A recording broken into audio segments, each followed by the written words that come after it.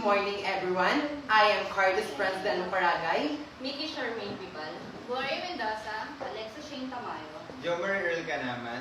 Mabuhay! I am here to present and discuss travel management cycle. To deliver a complete travel experience, there are very important stages to undergo. There is a cycle that needs to be followed that I will be discussing later. But what is the importance of travel management cycle and what it is all about? So let me give you a brief introduction about this report. So travel management cycle is, it refers in delivering a complete travel experience. There are very important stages to undergo. As I was said earlier, it is efficient. It must be efficient. Why? Because it helps us to save time and effort in planning, booking, organizing, and in travel activities. So second, travel management cycle must be cost effective. In other words, dapat alam natin yung tamang paggastos. Bakit? Kasi it allows us to be careful in budgeting and cost control. Next is it must be risk management, or alam nito yung pamamahala kung may mga panganib man or hazard na mangyayari. So it helps us identify and mitigate potential risks associated with travel. And lastly, it must be continuous improvement. So patuloy dapat yung pagbabago. So in improvement, it must this helps refining travel policies, identifying area for cost savings, and enhance from the word improvement. Next.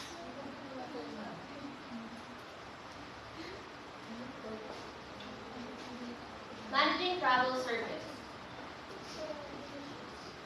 Travel management companies have changed radically. They used to be known only for the organization of certain aspects of travel that involves transport tickets, reservations, and accommodations. So it refers to the process of organizing and coordinating various aspects of travel for individuals or group. This can include booking transportation, or arranging accommodation, and even planning itineraries and providing assistance for travel-related needs. So now, let's tackle this illustration, which is the process. So the first one is market segment. In any situation, the cycle always starts with a market. Markets are the sources of sales. So when we say market, it is the person. And it is also the target market. So, market segment, ito yung paraan upang maunawaan at matugunan yung mga interests, needs, and wants ng mga target market or ng mga mamimili. Next, identification of travel requirements. This is where initial contact of the travel requirements and the travel managers occur. So, ito yung mga specific, nandito yung mga specific needs because it is the requirements for us to travel. Next, here we must follow the guidelines in identification of travel requirements. The first one is prompt booking. As soon our details are decided, it is advantageous if they are booked earlier. So, prompt booking, ito yung mabilis sa pagkuha ng accommodation without any hassle for us to get the accommodation that we want. Second, validate the travel policies of the company. A travel management company must review the rules that cover the travels of the accounts. So, layunin ito na masiguro yung mga empleyado ng kumpanya na sumusunod sa mga rules and regulations ng isang kumpanya. The next, organize the trip minutely. When we say minutely, ito yung maayos na pagpaplano sa bawat detalye ng biyahe. So, we must be aware of the time of the flight and the time that we landed on the destination that we want to go. Lastly, optimize the travel investments. In the event that there are other official agendas and trips such as side trips, this is where efficient trip route is best recommended. So here, it refers in maximizing the value and the return on investment or ROI. And ito yung dito papasok yung sinasabi ko kanina sa brief introduction na a company travel activities must be cost-effective and efficient. The next of the process, consultation proper. This is where the details of the travel requirement are discussed intensively. So, it is to get the opinion. In the word consultation, we must consult to the experts or to the professionals of the travel, about the travel requirements. So we must have the passport, the visa, the vaccination card because the travel activities must be cost-effective and efficient. The next of the process, consultation proper. This is where the details of the travel requirement are discussed intensively. So, it is to get the opinion. In the word consultation, we must consult to the experts or to the professionals of the travel, about the travel requirements.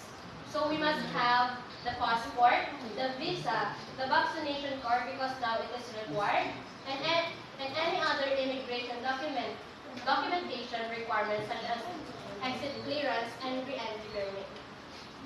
Next, planning or counseling. When we say planning, it is to plan. When we say counter-counseling, it is yung pagtuturo naman.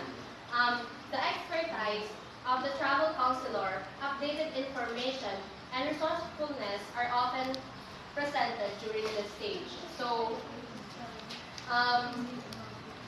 ito yung pagtuturo sa mga individual nga or sa isang person ng if they encounter many circumstances during the travel or before the travel. Next, initial presentation or preliminary acceptance. Ito naman yung sales process where proposal or idea is presented to the target market or to the client.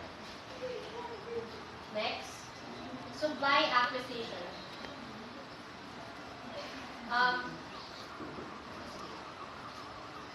Supply acquisition. It is to obtain materials kasi here we are based on supply, so we need materials. Based on the agreement upon an arrangement, the travel's management company through internal operation can now purchase the agreed upon supplies and services. So, supply acquisition is a vital aspect of many industries and sectors including manufacturing, construction, healthcare, and even retail. Next is a product presentation. From the word presentation, it is to demonstrate the product. Final arrangement needs to be advised with complete details to the end user. So, describing nga yung features ng benefits ng product, ng value, and for the customer to persuade it and for them to obey it. Next is document turnover or pre-departure orientation.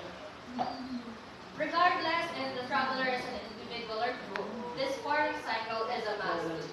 So it refers to the rate at which documents are received, processed, and transferred within the organization. Next is the market. Na yung sinasabi ko nga kanina na ito is a person to. And yes, or what we call target market. It can be actual traveler or appointed representative. The next one is implementation and delivery proper. Completion of the products and services rendered by the respective suppliers are finalized and reconfirmed. So, completion of the products and services, it is important to implement to implement, to know that everything is on track, or to know if the deliberation is um, is in the right place. So lastly, post-arrangement evaluation. The main objective is to gather and evaluate the information that transpired during the product execution. So here, it is to gather the information nga and to assess or examine the outcomes of overall performance of the arrangement. So here are the key concepts. Travel management cycle. For me, this key concept is like another process because in travel management cycle, it completes the process. So if we are not aware of the travel management cycle, we will not get to the destinations that we want. Second, market segmentation. This is grouping and sorting probable buyers with common segmentation. It is to persuade the customers for them to avail it. And next, travel requirements. These are the specification of travel necessities. So we will not be able to travel if we don't have these requirements that are needed. And lastly, travel policies. This is a set of rules and guidelines prescribed by organizations in order to set proper regulations of the travel management of the companies. So, for us to be able to travel safely, we must consider and we must command the travel policies. And that will be all of Chapter 5. Thank you and mabuhay.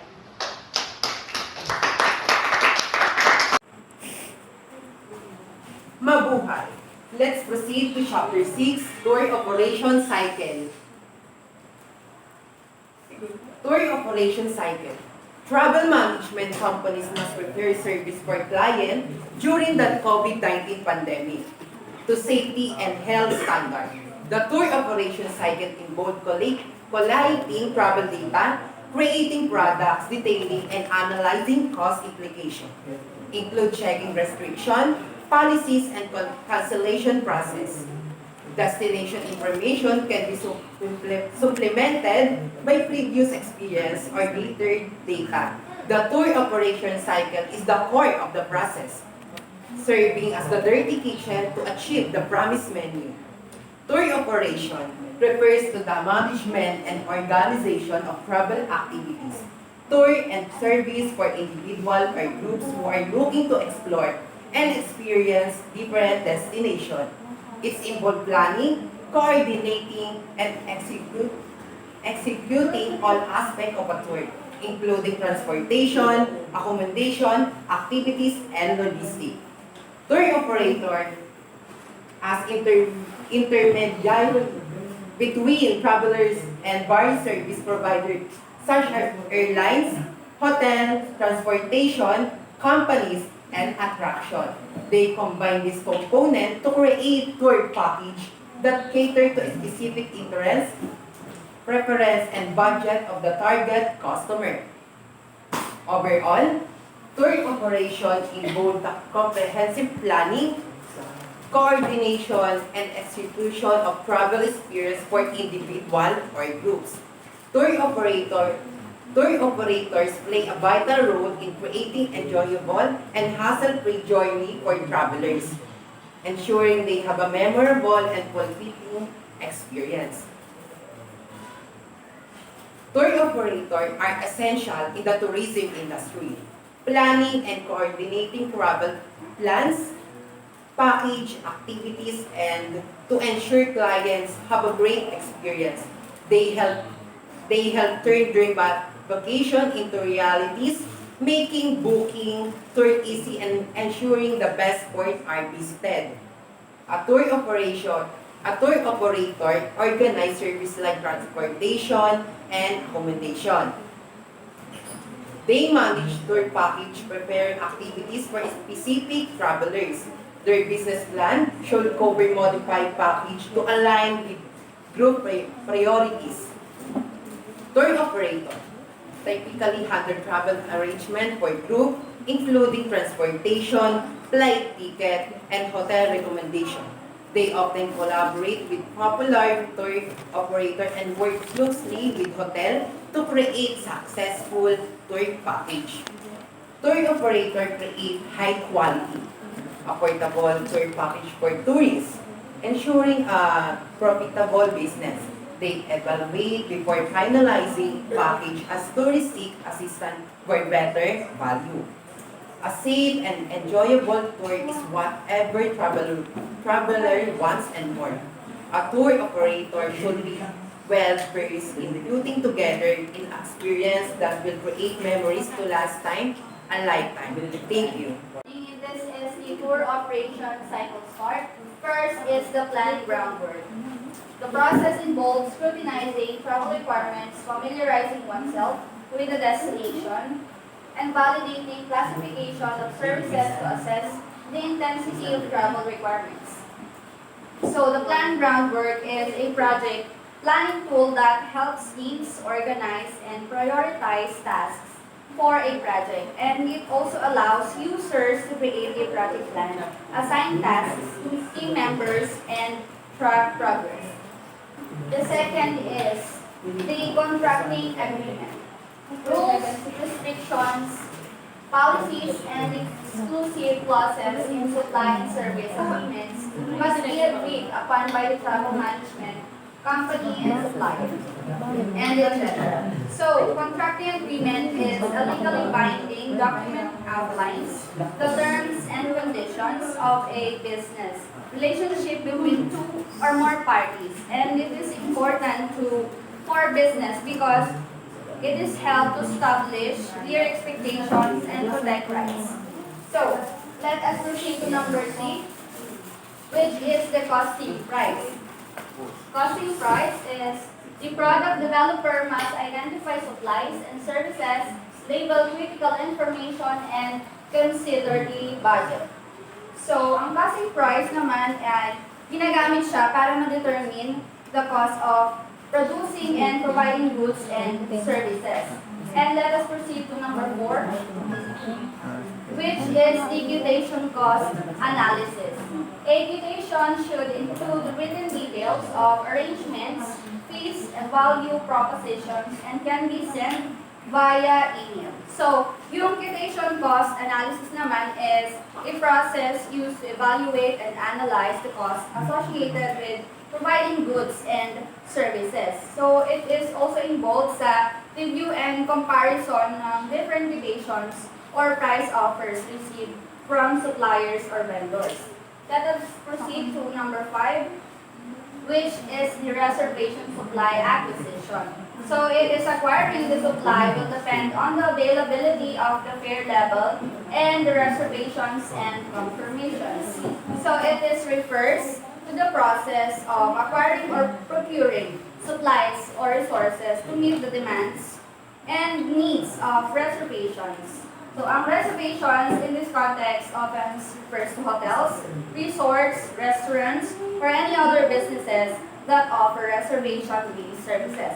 So, to continue this number 6, let us call on Ms. Mendoza. Okay, number 6 is consolidation merging. So after finalizing reservation service, it's crucial to gather necessary documentation, including dito is vouchers, reconfirmation numbers, and service references. So consolidation merging is business terms that refer to the combination of two or more separate entities into a single entity. So both terms are used in the context of corporate transaction and can have similar meaning and implication. So overall, both consolidation and merging involve the integration of businesses to create more unified and cohesive entity. So the specific terms of in this condition of the consolidation or merging is varied depending on the nature of the transaction and the goals of the parties involved. Next is submission, acceptance, final agreement. So the final program must be handed over to clients with a specified time frame, including submitting the tour program and receiving they accept that seal. So the travel management company must meticulously review all the details, providing a preview of program. So execution, ensuring proper specification and policy details. So ang submission accepted final agreements is ito din yung parang refers to sa legal document or contract that is finalized and agreed upon the process of submission and acceptance. So this term is not commonly used in a business. So ginagamit ito for the legal terminology. So its specific meaning it's may vary depending on the context. Number 8 is accounting financial documentation.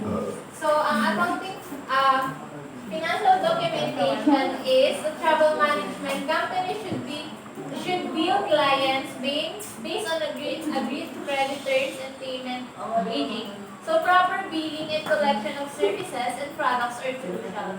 So transactions should be billed and completed when payments are made. So markups and commissions should be incorporated into the total billing as failure to do so can cause delays and financial costs. So ito din is refers to sa assessment and analysis. So conducted after the purchase of use of products or service. It also involves reviewing and providing a feedback. So an evaluation of the quality, performance, and overall satisfaction with the product or services.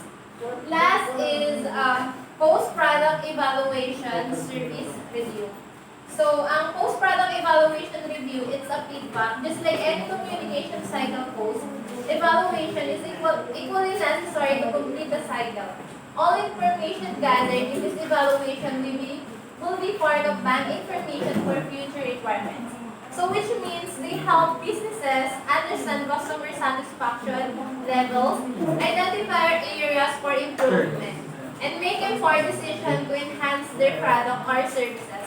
For consumers, this review serves as resort to make informed purchasing decisions and help companies improve their offerings based on customer feedback. So, when you say feedback, ito yung parang good news siya na kung ano yung mag-feedback sa atin is yun pa rin yung gagawin natin at mas may improve natin. So, that's the core operation cycle. So, the key concept will be reported by Jomari and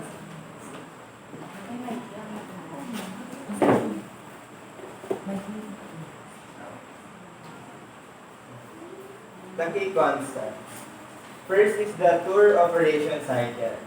This pertains to the assembly of a different matrix using the specified travel requirements, products, and services intended for use of the clients. So, yung tour operation cycle is an essential process in the travel and tourism industry. It involves a series of interconnected steps that are important for the successful of planning, execution, and evaluation of a tour. Overall, the tour operation cycle plays a crucial role in the effective management of tours, ensuring that they are efficiently planned, executed, and evaluated, leading to customer satisfaction, profitability, and long-term success for tour operators. Second is the product development. In the travel management context, it is the process of putting together all the specifications of the customer with the agreed upon details. So yung product development is a crucial for market relevance, competitive advantage, growth, profitability, customer satisfaction, adaptation to changing trends, and continuous improvement. It enables companies to meet customer needs, stay ahead of competitors, and achieve long-term success in the marketplace. Last is the post-program evaluation. This is a very important stage of the cycle. This assesses the inclusions, supplies, arrangements, and execution of delivered travel arrangements. So yung post-program evaluation is essential for learning, improvement, accountability, evidence-based decision-making, stakeholder engagement, program sustainability, and knowledge sharing. It allows organizations to assess their performance, learn from experiences, engage stakeholders, and drive continuous improvement in their programs.